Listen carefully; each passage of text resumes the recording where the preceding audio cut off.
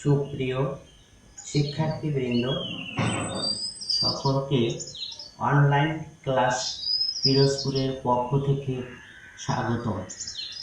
টোনা সম্মিলিত মাধ্যমিক বিদ্যালয়, ফুলারহাট, পিরোজপুর।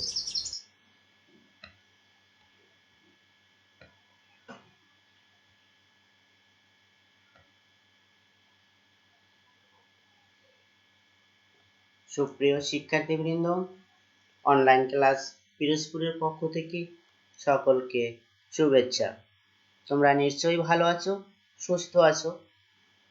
তোমরা বাড়িতে যে অবস্থানেই আসো না কেন, তোমরা বই, খাতা, পেন্সিল নিয়ে তৈরি হয়ে যাও। আমাদের অনলাইন ক্লাস আমরা এখনই শুরু করতে যাচ্ছি। আমি বিপ্লব হালদার, সহকারী শিক্ষক বিজ্ঞান, টোনা সম্মিলিত মাধ্যমিক বিদ্যালয়, ফুলারহাট, পিরোজপুর। মোবাইল নং 01724497287। Email biplobhalder@ts.16@gmail.com। আজ আমরা নবম এবং দশম শ্রেণীর ষষ্ঠ অধ্যায় নিয়ে আলোচনা করতে যাচ্ছি, জীববিজ্ঞানের। শিক্ষার্থীবৃন্দ, তোমরা বই, খাতা, পেন্সিল নিয়ে তৈরি হয়ে যাও।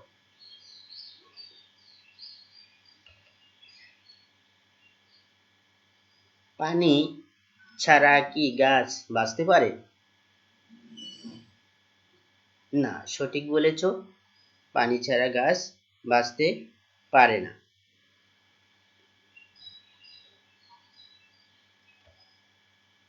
কেন বাঁচতে পারে না?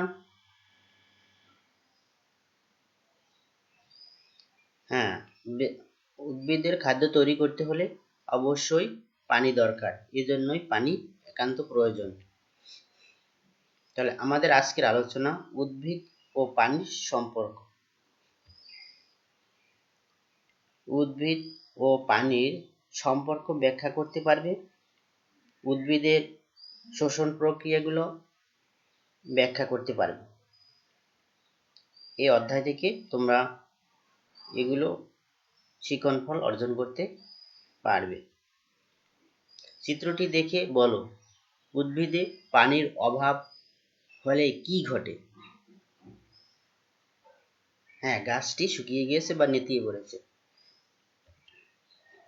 পানির অভাবে উদ্ভিদ কোষে প্রোটোপ্লাজম এবং সাইটোপ্লাজম সংকুচিত হয়ে কোষগুলো মারা যায়, যার কারণে উদ্ভিদ নেতিয়ে যায় বা শুকিয়ে যায়।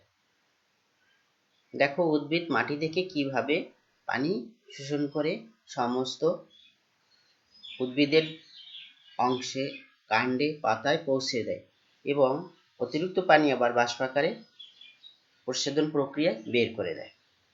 শীতকালে দেখো আবার গাছের পাতাগুলো থাকে না, কারণ কি? অধিকাংশই ব্যাপন প্রক্রিয়া উদ্ভিদের পাতায় ঘটে, যার কারণে শীতকালে পানির স্বল্পতা থাকে। এই কারণেই পাতা থেকে ব্যাপন প্রক্রিয়া থেকে অতিরিক্ত পানি বা পানি বের হয়ে যেতে না পারে। এই কারণে উদ্ভিদের শীতকালের পাতাগুলো ঝরে যায়, যাতে পানির অভাব দেখা না দেয়। দেখো, পাতাটির অবস্থা কেন পরিবর্তন হলো? দেখো, কোঁকড়ানো একটি পাতা বা শুষ্ক একটি পাতা, এটাকে যখন আমরা পানিতে দেই, তখন দেখো পূর্বের অবস্থায় বা পূর্ণ সজীবতা ফিরে পেয়েছে। আবার একটু খেয়াল করে দেখো, যে পানিতে ভিজিয়ে রাখা হয় তখন পাতাটি সম্পূর্ণ বা সতেজ হয়ে যায়। পানি শোষণ করার ফলে এই পাতাটি সজীবতা ফিরে আসে। উদ্ভিদ কোষের কোন অংশ দিয়ে পানি শোষণ করে? উদ্ভিদের মধ্যে যে কোষগুলো থাকে, সেই কোষ থেকেই পানি শোষণ করতে পারে। এই শোষণ প্রক্রিয়াকে বলা হয় ইমবাইবেশন।